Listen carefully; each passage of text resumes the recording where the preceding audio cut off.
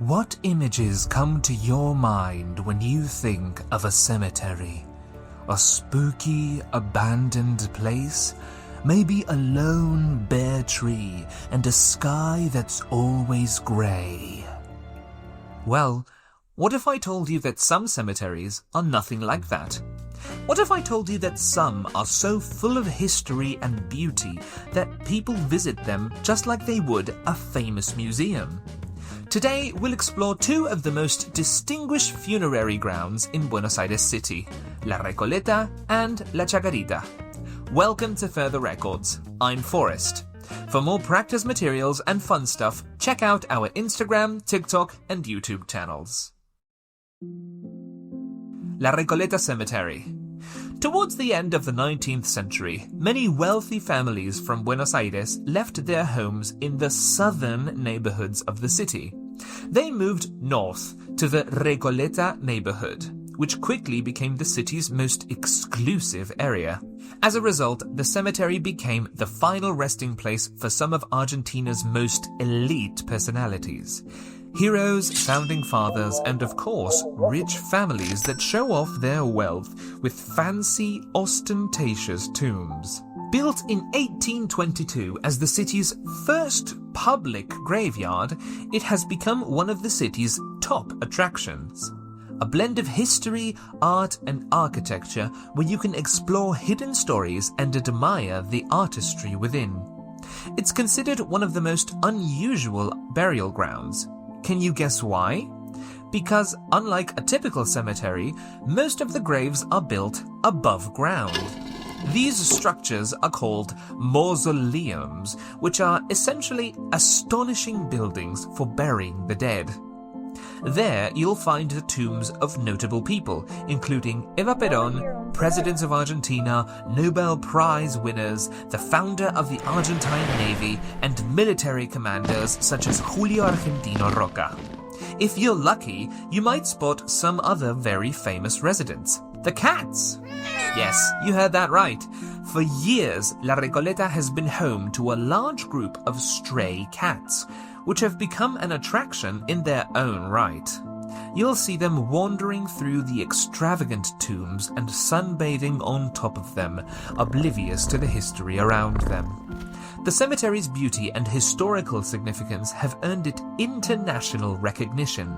Both the BBC and CNN have praised it as one of the best and most beautiful cemeteries in the world.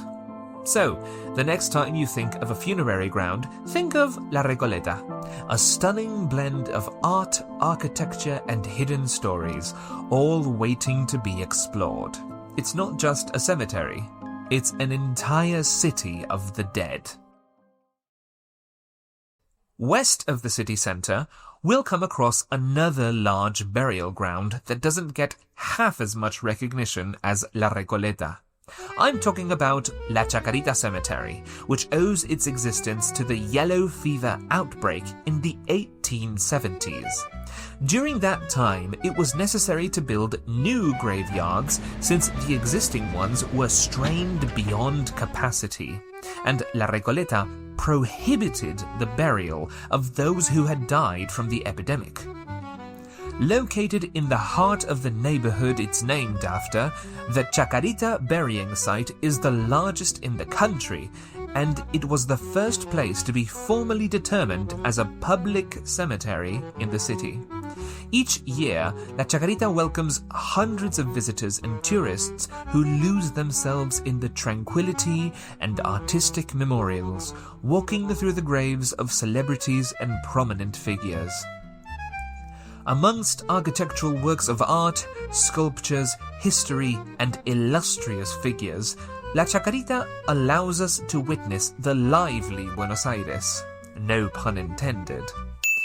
Here we'll find a number of scientists and former presidents, but some of the most famous burials here include members of the Argentine artistic community, such as writers, prominent composers, and actors. One of these notorious personalities is Carlos Gardel, who you'll remember from our tango episode as one of the greatest artists of the genre. Believe it or not, a portion of this funerary ground was created to house a different kind of history, the British one. In the 19th century, a large number of British people moved to Argentina for work. This led to the founding of the British Cemetery, which had to be moved a couple of times. In 1892, Section 16 of La Chacarita was given in exchange for the Victoria Cemetery, which then became Plaza Primero de Mayo, not to be confused with Plaza de Mayo, two very different parks.